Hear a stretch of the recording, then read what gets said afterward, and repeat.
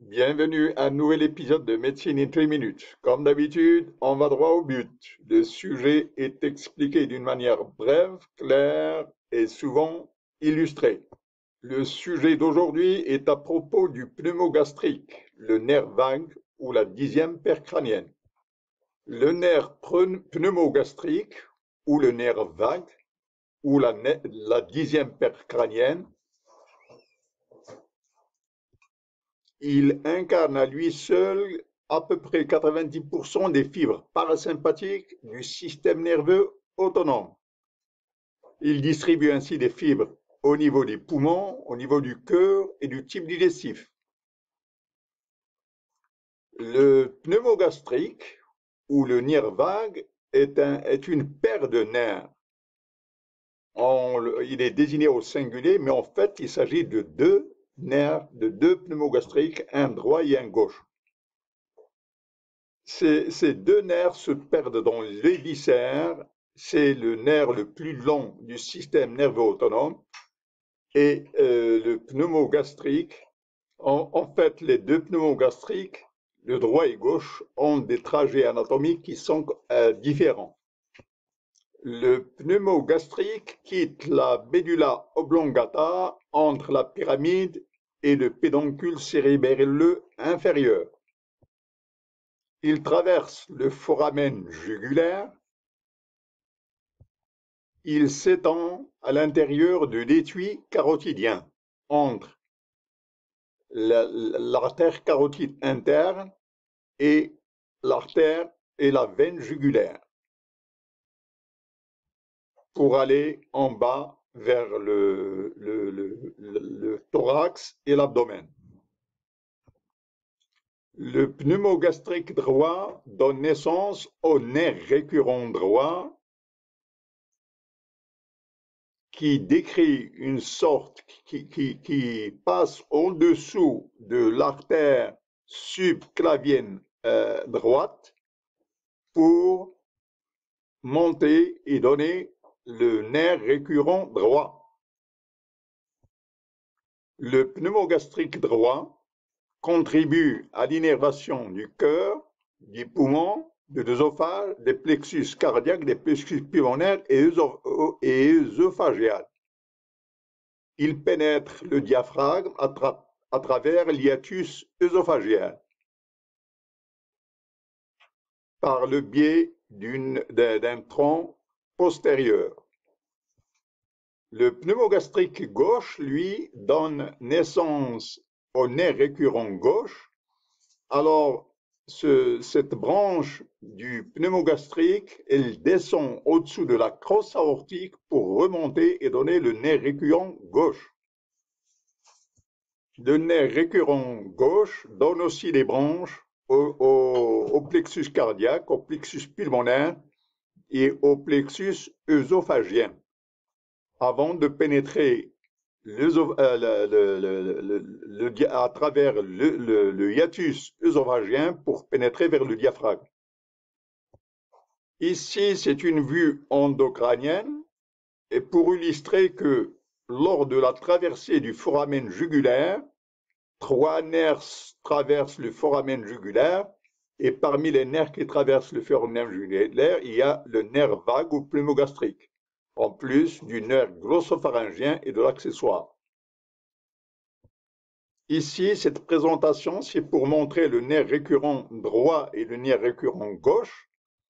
On voit ici le nerf pneumogastrique droit qui va donner cette courbure pour donner l'ascension du nerf récurrent droit au-dessous de l'artère subclavière droite. Alors que le nerf pneumogastrique gauche, lui, il va donner sa branche ascendante qui sera le nerf récurrent gauche, mais cette branche ascendante, elle va contourner la crosse de l'aorte pour remonter vers la trachée. Alors, lors de la traversée du hiatus œsophagien au niveau de la première lombaire, l'œsophage, il existe une branche antérieure par rapport à la face de l'œsophage et une branche postérieure. Alors, l'œsophage, il est compris entre l'aorte et la veine cave inférieure. Il est à noter qu'à cette région, dans cette même région, existe le plexus cœliaque, qui entraîne une distribution des fibres parasympathiques vis-à-vis des viscères abdominaux. Alors, je vous rappelle que le plexus cœliaque reçoit des branches du tronc sympathique et du nerf splanchnique, ainsi que 2 branches du nerf pneumogastrique. Maintenant, nous avons abordé le plexus pharyngéal. Alors, les branches pharyngéales du pneumogastrique, du vague, sont essentiellement motrices pour le pharynx. Elles quittent à partir du ganglion nodosome, qui consiste essentiellement en des filaments accessoires. Alors, le plexus pharyngéal va donner des branches aux muscles constricteurs du pharynx. Alors, le plexus pharyngéal reçoit des fibres du glossopharyngien et du sympathique, ainsi que bien sûr des fibres du pneumogastrique. L'ensemble de ces fibres forme le plexus pharyngéal. Alors, ce plexus pharyngéal va envoyer un tronc commun du vague qui, lui, va se diviser en 2 types de nerfs.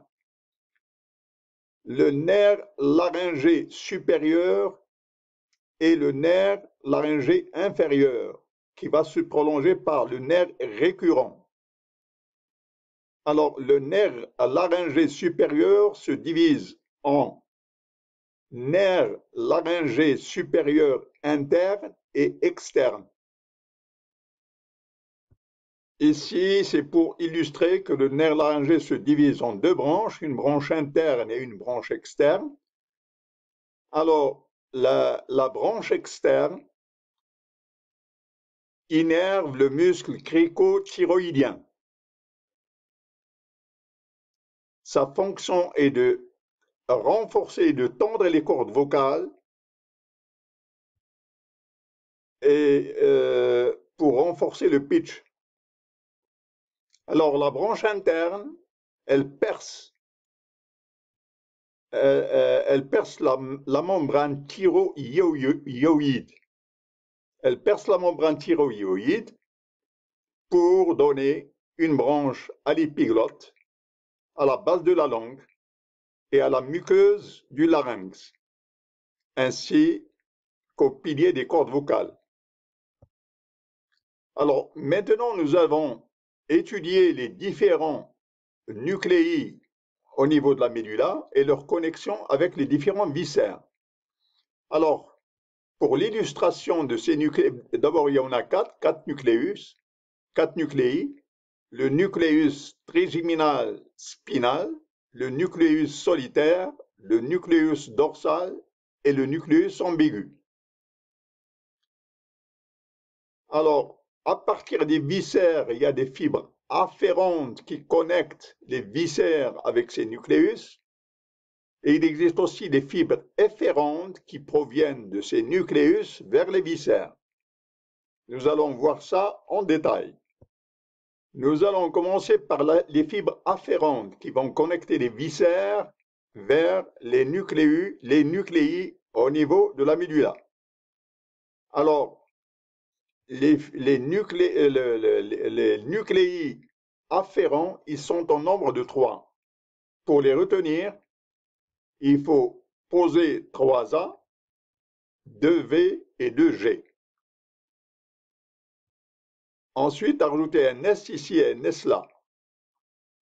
On se retrouve avec GSA, GVA et SVA.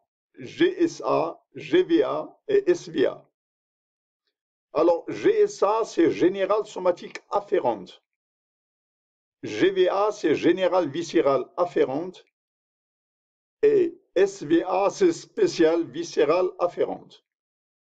Donc, les fibres afférentes qui amènent les influx des viscères vers les centres nerveux, vers les nucléus qui sont en nombre de 3, le nucléus spinal du trigeminal, le nucléus dorsal et le nucléus solitaire. Ces fibres afférentes, il y en a 3 types. Les générales somatiques afférentes, les générales viscérales afférentes et les spéciales viscérales afférentes. AAA, 2V et 2G. Alors, les fibres générales somatiques afférentes, GSA, elles conduisent des influx à partir de l'oreiller externe vers le noyau trigeminal spinal. Les fibres générales viscérales afférentes, elles conduisent des influx à partir des viscères du larynx vers le noyau, vers le nucléus dorsal. Les fibres spéciales viscérales afférentes, SVA, elles conduisent des influx de l'épiglotte au nucléus solitaire. Alors, pour plus de détails, les fibres qui proviennent de l'oreille externe, du conduit auditif externe, de la membrane tympanique et de la partie postérieure du pavillon de l'oreille, toutes ces fibres sont des fibres GSA, générales sensorielles afférentes, qui vont conduire les influx de la température, de la douleur et du toucher. Donc, 3 sensibilités, la sensibilité tactile, la sensibilité douloureuse et la sensibilité thermale. Ces fibres conduisent les influx vers le ganglion supérieur avant de traverser le foramen jugulaire. Quand elles traversent le foramen jugulaire, elles vont se connecter avec des fibres qui proviennent des méninges. Ces fibres qui conduisent la température, la douleur et la sensation tactile au niveau des méninges, elles vont s'associer aux fibres qui viennent de l'oreille externe pour se connecter avec le noyau, le nucléus spinal du trigeminal spinal. Les fibres SVA, elles vont connecter l'épiglotte avec le nucléus solitaire à travers le ganglion inférieur cette fois-ci. Tout à l'heure, c'était le ganglion supérieur, maintenant, c'est le ganglion inférieur. Bien sûr, elles vont transiter à travers le foramen jugulaire pour se terminer au niveau du nucléus solitaire. Alors, on a vu 2 types de fibres afférentes. Il existe une 3e catégorie de fibres afférentes. Alors, ces fibres afférentes, elles appartiennent au système parasympathique. Alors, ce système parasympathique afférent, il connecte le pharynx, le plexus, le plexus pharyngéal au noyau dorsal, de la médula à travers les fibres générales viscérales afférentes. Alors, comme on a vu les fibres afférentes, nous allons maintenant voir les fibres efférentes. Les fibres efférentes, elles sont en nombre de 2. Les générales viscérales efférentes qui proviennent du noyau dorsal, du nucléus dorsal et qui constituent des fibres parasympathiques conduites vers le larynx, et les fibres qui proviennent du nucléus ambigus à travers les fibres SVE pour traverser le plexus pharyngéal et donner des fibres aux muscles constricteurs du pharynx, aux muscles du palais tendre et aux muscles du larynx. Alors, les fibres efférentes, il y en a 2. Elles conduisent des influx du noyau dorsal vers les viscères, le plexus pulmonaire, le plexus cardiaque, le plexus œsophagien et le plexus solaire, qui va entraîner une distribution à l'ensemble des viscères abdominaux. D'un autre côté, il existe des fibres spéciales viscérales efférentes qui proviennent du noyau ambigu Alors, ces fibres spéciales, viscérales, efférentes, elles vont se distribuer à la partie, à la partie molle du palais, aux muscles constructeurs, au plexus, euh, aux muscles du pharynx et aux muscles du larynx. Alors, commençons par les fibres SVE qui proviennent du nucleus ambigus et vont se distribuer aux muscles du palais, mou, aux muscles constructeurs et aux muscles du larynx. Alors, ces fibres qui proviennent du noyau ambigu, elles sont accompagnées avec des fibres du 9 et du 11 pour constituer le plexus pharyngé. Ces fibres SVE, elles vont s'intéresser à cette partie, donc au palais mou, au pharynx et au larynx. Alors, quels sont les muscles du palais mou qui sont innervés par ces fibres?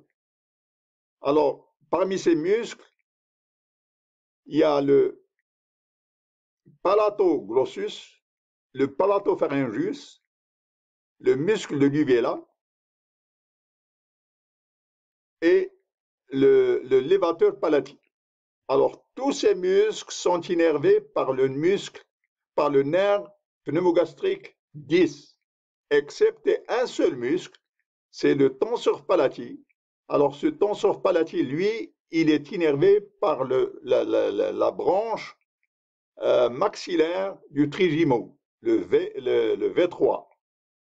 Alors, je répète à propos le rôle de tous ces muscles, c'est de connecter, d'entraîner l'ascension des muscles pharyngés, des muscles, des muscles du palais, et surtout de renforcer ce contact entre la trompe d'Eustache et le pharynx. Alors, je rappelle ces muscles, il y a le lévateur palatis, le palatoglossus, le palatopharyngus et le muscle du vila. Tous ces muscles sont énervés par les branches SVE qui proviennent du nucleus ambigus, donc du pneumogastrique 10. Les seuls muscles du palais qui ne sont pas innervés par le 10, c'est le tenseur palatis qui, lui, est innervé par la branche maxillaire du trigymo. Alors, tous les muscles pharyngés, tous les muscles pharyngés sont innervés par le pneumogastrique, par le vague 10, excepte le stylopharyngus qui, lui, il est innervé par le glossopharyngien 9. Donc, on a le supérieur constructeur, l'inférieur constructeur, le salpingopharyngus et le palatopharyngien. Alors, tous ces muscles sont innervés par le 10, excepte le stylopharyngus qui, lui, il est innervé par le 9. Alors, après le pharynx, on passe au larynx. Alors, le larynx, il y a les cordes vocales, bien sûr, le cartilage thyroïde, l'épiglotte et le cartilage cricoïde. Alors, en perspective, ici, c'est le cartilage cricoïde. Ici, c'est le cartilage thyroïde. Ici, ce sont les cartilages aryténoïdes. Les muscles qui connectent le cartilage cricoïde au cartilage aryténoïde sont les muscles crico-aryténoïdiens. Les muscles qui connectent le cartilage cricoïde au cartilage thyroïde, c'est les muscles thyrocricoïdiens. Les muscles qui connectent les deux cartilages aryténoïdes entre eux, c'est les muscles transverses et obliques interaryténoïdiens. Et le muscle qui connecte le cartilage aryténoïde et le cartilage thyroïde, c'est le muscle thyroaryténoïdien. Alors, chaque muscle ici a sa spécificité. Les muscles crico-aryténoïdiens sont responsables de l'ouverture des cordes vocales. Les muscles interarrythmoïdien transversé oblique sont responsables de la fermeture des cordes vocales. Le muscle cricothyroïdien est responsable de l'extension des cordes vocales et le muscle thyroarythénoïdien est responsable de la tension des cordes vocales. Alors, tous ces muscles sont innervés par des branches du nerf récurrent, des branches du pneumogastrique vague, qui est le nerf récurrent, excepte le muscle cricothyroïdien qui, lui, il est innervé par le nerf laryngé supérieur. Alors, une autre illustration pour dire que les muscles arythénoïdes obliques et transverses sont responsables de la fermeture des cordes vocales, le muscle cricoarythénoïde est responsable de l'ouverture des cordes vocales, le muscle cricoïde est responsable de l'extension des cordes vocales et les muscles thyroarythénoïdes sont responsables de la tension des cordes vocales. Tous ces nerfs sont innervés par les nerfs récurrents, excepte le cricothyroïdien qui est, lui, innervé par le nerf laryngé supérieur. Alors, je vous donne ici, c'est pour vous montrer cette image du nerf laryngé supérieur. Ici, c'est le plexus pharyngé. Alors, le nerf laryngé supérieur et le nerf récurrent en bas. Alors, le nerf laryngé supérieur, il a une branche externe et une branche interne. Alors, comme on a vu, les fibres efférentes qui proviennent du nucléus ambigus et qui vont se distribuer aux différents viscères, il existe une seconde catégorie de fibres efférentes, mais qui proviennent cette fois-ci du noyau dorsal, ce sont les GVE, et qui vont se propager à travers le plexus parasympathique vers les différentes les structures du larynx. Alors, je rappelle qu'il existe deux types de fibres efférentes, les GVE à partir du dorsal vers les structures du larynx et les SVE à partir du nucléus ambigus vers les différentes structures du pharynx et du larynx. Je vous rappelle aussi que le plexus pharyngier est un assemblage de fibres du pneumogastrique et du fibre glossopharyngien et l'accessoire, et même des fibres sympathiques. Je vous rappelle aussi que l'ensemble des faisceaux transitent par le foramen jugulaire. Et je vous rappelle aussi que les fibres SVE qui vont se distribuer aux différents viscères du larynx et du pharynx, elles proviennent essentiellement du 4e et du 6e branchial arc sur le plan embryologique. Alors maintenant, nous allons voir en détail les fibres GVE qui proviennent du noyau dorsal et qui sont efférentes. Alors, ces fibres GVE qui proviennent du noyau dorsal sont des fibres parasympathiques et responsables du péristaltisme et des sécrétions des glandes. Donc, plexus œsophagien, plexus cardiaque, plexus cœliaque, plexus gastrique et plexus pulmonaire. Alors, il existe une différence de structure entre le pneumogastrique droit et gauche quand il s'agit de l'abdomen. Les fibres du pneumogastrique droite se distribuent au plexus cœliaque, qui lui-même envoie des fibres à travers toutes les glandes excepté le foie. Donc, l'intestin, le duodénum, l'iléon, le côlon ascendant, jusqu'au côlon transverse, jusqu'à la fin du côlon transverse. Le pneumogastrique gauche, lui, pour sa part, il donne le plexus hépatique, qui est responsable du foie et de la vésicule biliaire. Alors, nous allons voir tous ces plexus en détail. Alors, plexus œsophagien d'abord, le pneumogastrique droit et le pneumogastrique gauche, la connexion au niveau du plexus œsophagien avant la descente au niveau à travers l'hiatus œsophagien vers l'estomac. Alors, le plexus cardiaque, il y en a deux. Il y a le plexus cardiaque supérieur et le plexus cardiaque profond. Alors, le plexus cardiaque supérieur, il reçoit des fibres de la chaîne sympathique et du pneumogastrique gauche, alors que le plexus cardiaque profond, lui, il reçoit des fibres de la chaîne sympathique et du pneumogastrique droit. Alors, je vous rappelle que nous sommes en présence des fibres GVE qui proviennent qui proviennent du nucléus dorsal. Alors, on a le plexus pulmonaire droit, pardon, et le plexus pulmonaire gauche. Ils sont connectés ensuite avec la partie, le plexus œsophagien. Il y a un antérieur et un postérieur. Alors, le plexus œsophagien, il est à gauche, il est antérieur. Le plexus œsophagien à droite, il est postérieur. Ils vont se terminer par les racines postérieures gastriques du nerf gastrique et la racine antérieure du nerf gastrique. On aborde ensuite le plexus cœliaque. Alors, cette illustration ici au niveau de la première lombaire. Alors, au niveau de la première lombaire, il y a les repères anatomiques les plus importants. Il y a l'aorte, il y a la veine cave, il y a l'œsophage. Alors, la chaîne sympathique et la chaîne splénique vont se connecter avec deux troncs pneumogastriques pour constituer le plexus splénique, le plexus cœliaque.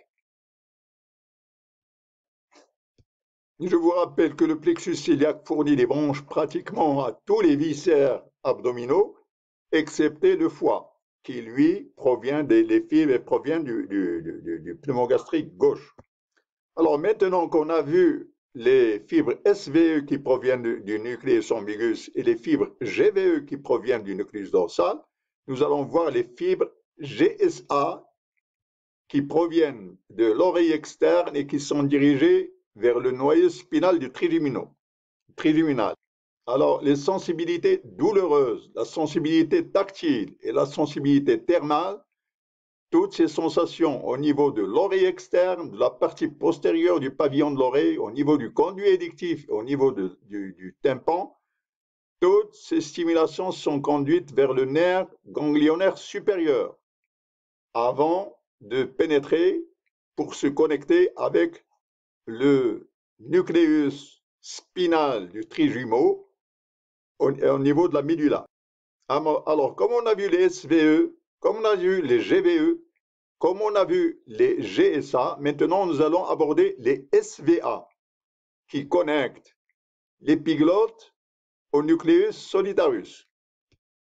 Donc, les fibres spéciales viscérales afférentes qui proviennent de l'épiglotte que voici et d'une petite partie de la partie postérieure du pharynx. Alors, toutes ces fibres, elles sont conduites vers le ganglion inférieur cette fois-ci, avant de pénétrer et de se connecter avec le nucléus solitarius. Nous allons enfin aborder les fibres GVA et GVE.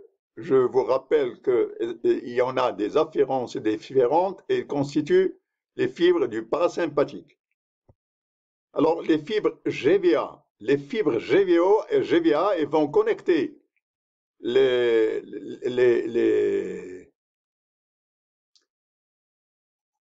corps carotide, les corps carotides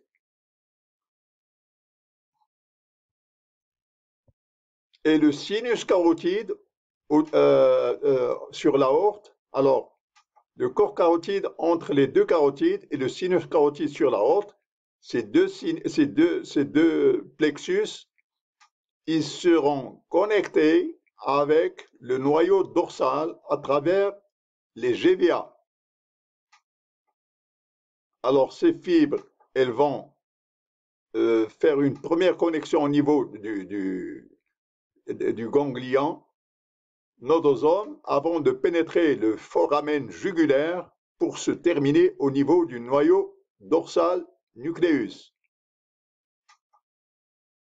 Les fibres GVE, par contre, elles vont quitter le noyau dorsal du nucléus pour donner le plexus cardiaque. Alors le plexus cardiaque, je vous rappelle qu'il est formé de 3 branches, une branche supérieure, une branche inférieure et une branche thoracique. Ces 3 branches du plexus cardiaque, leur rôle parasympathique, c'est de ralentir le cœur. Les fibres GVE qui proviennent du noyau dorsal, elles vont donner des connexions au plexus pharyngé avant de se connecter à travers le nerf laryngiel supérieur qui va porter des influx, qui va porter des sensations vers la partie supérieure du larynx, et le nerf récurrent pour la muqueuse du larynx au-dessous des cordes vocales. Donc ici, c'est au-dessus des cordes vocales, ici, c'est au-dessous des cordes vocales.